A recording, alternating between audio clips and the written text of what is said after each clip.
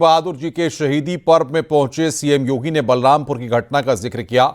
मुख्यमंत्री योगी ने बताया कि अवैध धर्मांतरण में बलरामपुर में बड़ी कार्रवाई को अंजाम दिया गया। अवैध धर्मांतरण के लिए बाकायदा रेट भी तय किए हुए थे।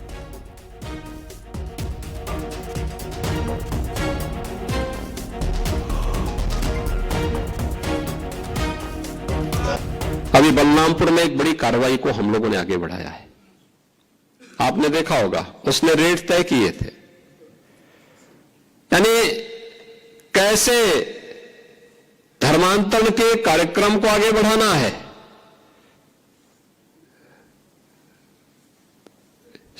हिंदुओं में, ब्राह्मण में, क्षत्रिय में, सिखों में, अन्य ओबीसी जातियों में, अनुसूचित जाति जनजाति के लोगों को कैसे धर्मांतरित करना, सबके रेट उसने तय किए हुए थे। विदेशों से उसमें धनराशि आ रही थी। आप सोचिए, 100 करोड़ से अधिक का ट्रांजैक्शन अब तक उसके 40 खातों में प्राप्त हुआ है और लगातार उस अभियान को आगे बढ़ाने का कार्य कर रहा था।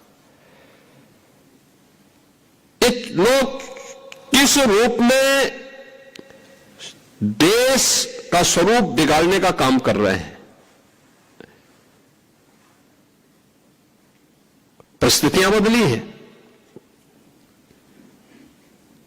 उद्देश्य उनका वही है जो उस समय था। हां, काम का तरीका उन्होंने बदला है। जलालुद्दीन उर्फ छांगुर बाबा को लेकर जांच एजेंसियों की पूछताछ में बड़ा खुलासा हुआ है। जलालुद्दीन उर्फ छांगुर बाबा हिंदू धार्मिक इलाकों में फंडिंग का टारगेट था।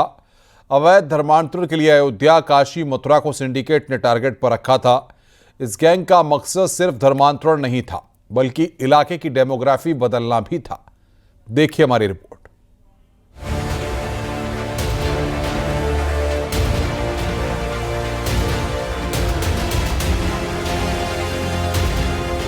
जलालुद्दीन उर्फ छांगुर बाबा को लेकर एटीएस लगातार पूछताछ कर रही। जलालुद्दीन उर्फ छांगुर बाबा को उसकी कोठी में ले जाकर एटीएस ने पूछताछ की है। एटीएस ने करीब 40 मिनट तक छांगुर बाबा से बात की। जलालुद्दीन उर्फ छांगुर बाबा के यूपी में अवैध धर्मांतरण की ग्लोबल साजिश का पर्दाफाश हुआ है। कैसे नेपाल के रास्ते अवैध धर्मांतरण को अंजाम दिया जा रहा था। हिंदू धार्मिक इलाकों में फंडिंग का टारगेट था। अवैध धर्मांतरण के लिए सबसे ऊपर धार्मिक इलाके थे। अयोध्या, काशी, मथुरा को सिंडिकेट ने टारगेट कर रखा था। प्रेम जाल और लालच से अवैध धर्मांतरण का प्लान था। ADG law and order Amitabh Yash के मुताबिक इस गैंग का मकसद सिर्फ धर्मांतरण नहीं, बल्कि इलाके की डेमोग्राफी भी बदलना था।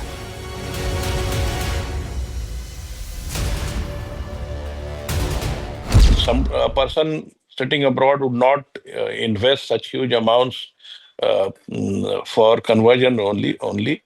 That area is not very far from the Nepal border, and we have learned from other sources that there have been attempts to change the demography of that area. Jalaluddin उर्फ छांगुर बाबा और उसकी सहयोगी नसरीन से यूपी एटीएस की पूछताछ लगातार जारी है। हवेली उसने खड़ा कर लिया। अब इसके अलावा लोग इसलिए भी शौक में थे कि जिस तरीके से लग्जरी गाड़ियों से लगातार लोग उसके पास आया करते थे।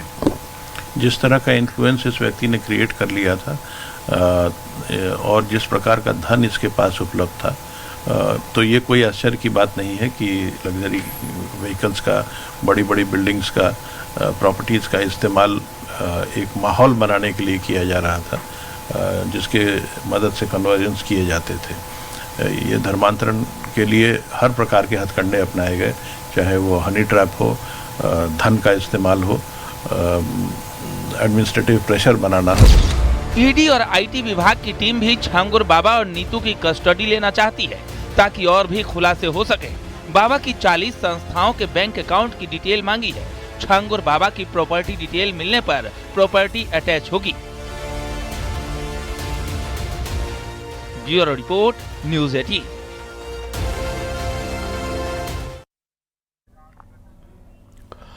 जलालुद्दीन उर्फ छांगोर बाबा पर सूत्रों के हवाले से बहुत बड़ी खबर आ रही है। यूपी एटीएस को मिले कॉल रिकॉर्डिंग के मुताबिक जलालुद्दीन उर्फ छांगोर बाबा अपने सहयोगियों और एजेंटों के साथ कोडवर्ड में फोन पर बात करता था। छांगोर बाबा के कोड को जब डिकोड किया गया तो बहुत बड़ा खुलासा हुआ है। छांगोर बाबा लड़कियों को प्रोजेक्ट नाम से पुकारता था। वहीं मोहम्मद अहमद पर छांगोर बाबा के फाइनेंसर होने का आरोप लगा है। न्यूज 18 ने मोहम्मद अहमद से भी संपर्क किया। मोहम्मद अहमद ने कहा कि छांगोर बाबा ने उसकी जिंदगी बर्बाद कर दी है।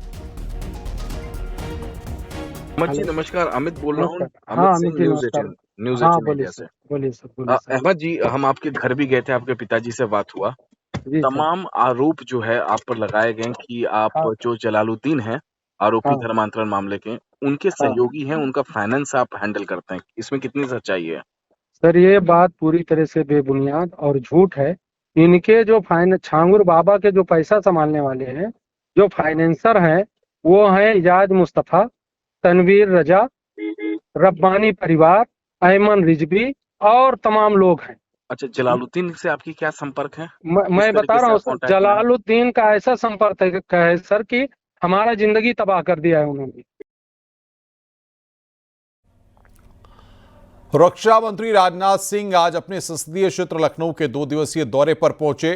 डिप्टी सीएम ब्रजेश पाठक समेत कई विधायकों और बीजेपी नेताओं ने एयरपोर्ट पर राजनाथ सिंह का स्वागत किया। रक्षा मंत्री राजनाथ सिंह ऐशबाग में प्रबुद्धजनों के साथ संवाद कार्यक्रम में शामिल होंगे।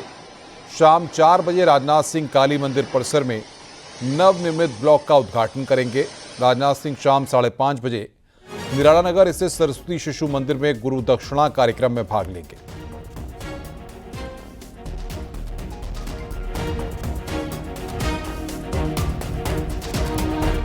डिप्टी सीएम केशव प्रसाद मौर्य गोंडा पहुंचे। इसके बाद वो मनकापुर ब्लॉक कार्यालय पहुंचे, जहां विधायकों, बीजेपी के पदाधिकारियों और अफसरों ने उनका स्वागत किया। डिप्टी सीएम यहां पर विकास कार्यों की समीक्षा करेंगे और इसके बाद वो पार्टी के नेताओं के साथ बैठक करेंगे। भैया फोटो करो उधर से। चलो बड़े चाचा, चलो फोटो करिए, बढ़िया से हिलने न पाए।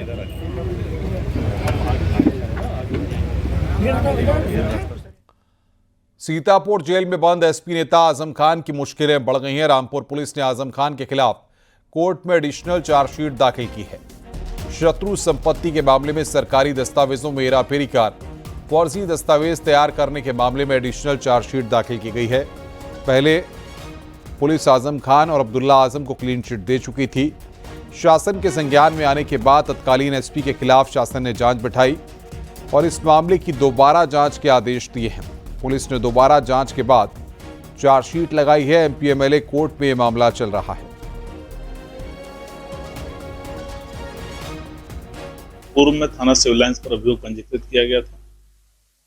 उस अभियोग की अग्रिम विवेचना की गई। अग्रिम विवेचना से यह पाया गया कि शत्रु संपत्ति को प्राप्त करने हेतु रिकॉर्ड्स रूम में जो रिकॉर्ड उपलब्ध है राजस्व के, उन अभिलेखों के साथ छेड़छाड़ की गई थी। कूटरचित दस्तावेज तैयार किए गए थे। इस आधार पर धाराओं में बढ़ोतरी करते हुए माननीय न्यायालय में आरोप पत्र प्रेषित किया गया। उत्तर प्रदेश में 2027 के विधानसभा चुनाव से पहले 2026 में होने वाले त्रिस्तरीय पंचायत चुनाव सभी दलों के लिए सेमीफाइनल के तौर पर देखा जा रहा है। सभी राजनीतिक दलों ने अभी से बड़े स्तर पर तैयारियां शुरू कर दी हैं। इस बार सबसे ज्यादा चुनौती बीजेपी के लिए अपने गढ़ को बचाने की है, क्योंकि इस बार एसपी, बीएसपी, कांग्रेस जैसे विपक्षी दलों के लिए साथ बीजेपी के सभी सहयोगी दल भी अलग अलग ताल ठोक रहे हैं। देखिए रिपोर्ट।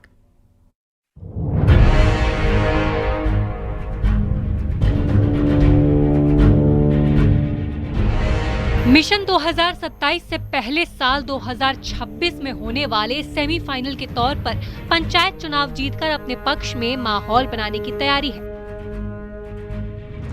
सभी दलों के अकेले चुनाव लड़ने के ऐलान से बीजेपी और एसपी की भी चुनौती बढ़ गई है।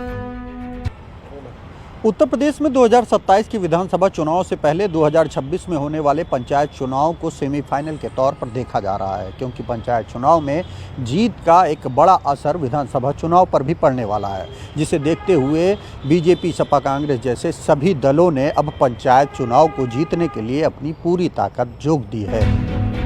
एनडीए में शामिल अपना दल एसएसबी, निषाद पार्टी और आरएलडी जैसे घटक दलों ने बीजेपी पर दबाव बनाने की रणनीति के तहत अकेले ही पंचायत चुनाव लड़ने का ऐलान कर दिया है। वहीं दूसरी तरफ 2027 में ज्यादा सीटों पर दावा करने के लिए कांग्रेस भी एसपी गठबंधन से अलग अकेले चुनाव लड़ने की तैयारी में। बाद उत्तर प्रदेश में 840 ब्लॉक की कमेटियां अभी हम हाल फिलहाल में घोषित कर देंगे।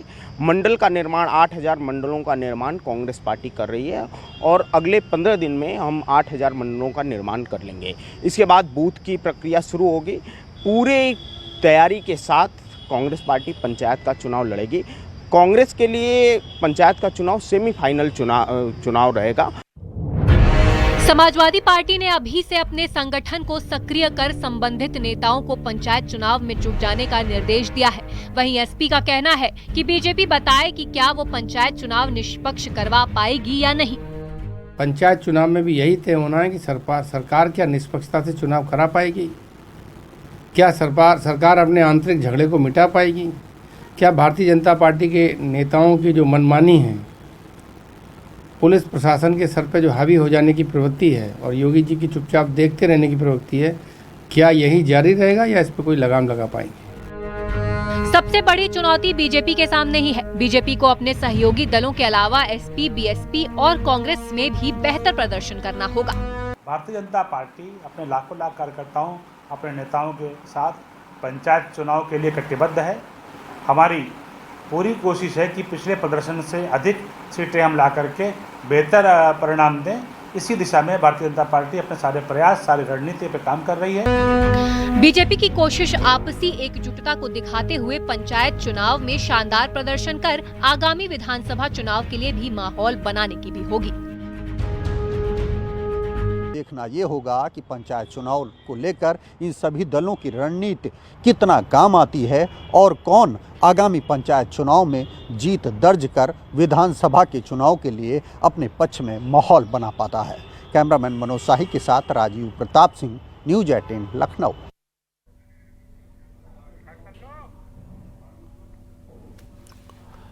आजादी के 7 दशक बाद मिजोरम के लोगों का सपना पूरा हुआ। पहली बार भारतीय ट्रेन आइजोल तक पहुंची। बैराबी से सेरांग तक 51 किलोमीटर लंबी रेलवे लाइन तैयार की गई है और अब ट्रायल पूरे हो चुके हैं। सेरांग स्टेशन आइजोल से सिर्फ 12 किलोमीटर दूर है। ये मिजोरम को पहली बार पूरे भारत के रेल नेटवर्क से जोड़ रहा है। रेलवे के मुताबिक ये सफ़र अब 4 से 5 घंटे की सड़क यात्रा से घटकर 1 से 1.5 घंटे का हो जाएगा। गुवाहाटी, दिल्ली, कोलकाता सब अब मिजोरम से रेल से जुड़ेगा। बैराबी सेरांग प्रोजेक्ट रेल मंत्रालय की ओर से पूर्वोत्तर के सभी राज्यों की राजधानियों को रेल से जोड़ने की मुहिम का अहम हिस्सा है।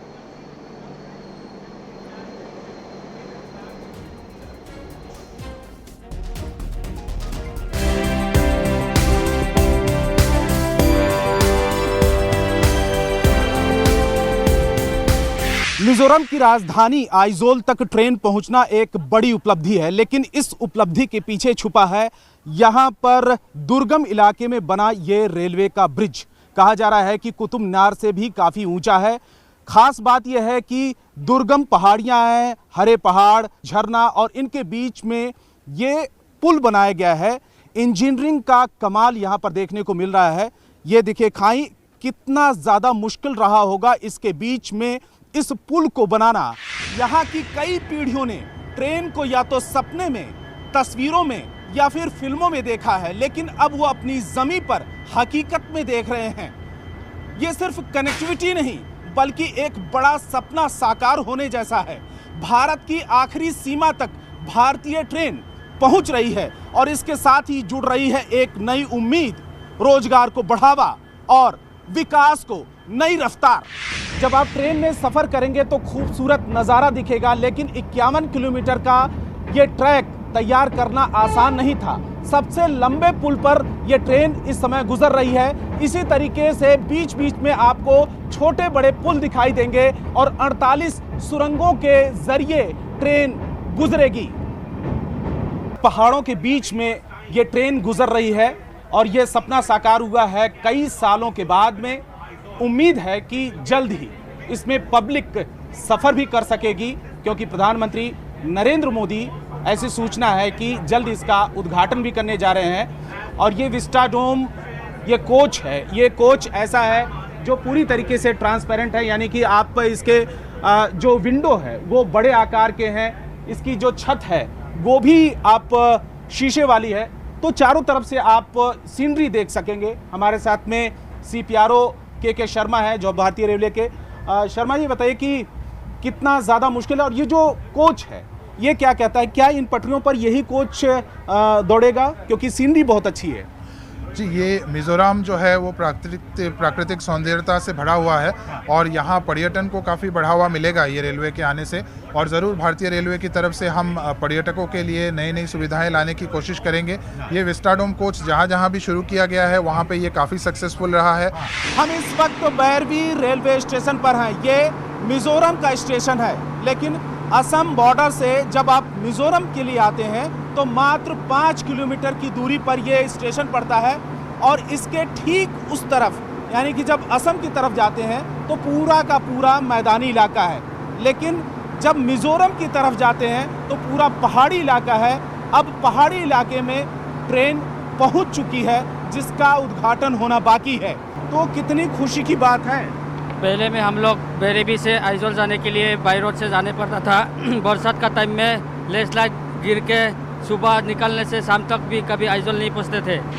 मिजोरम की राजधानी आइजोल का रेलवे स्टेशन सारंग है। सारंग रेलवे स्टेशन पूरी तरीके से बनकर तैयार हो चुका है, फिनिशिंग का काम चल रहा है, बस इंतजार है हरी झंडी मिलने का। और हरी झंडी मिलते ही ये ट्रैक पूरी तरीके से काम करना शुरू कर देगा, यानी कि इन ट्रैक पर, इन पटरियों पर ट्रेन दौड़ा करेगी। और अभी कई घंटे की मशक्कत के बाद लोग असम जाते हैं। यहाँ रुक रहे हैं यहाँ पर ब्रेक के लिए। खबरों का सिलसिला लगातार जारी है।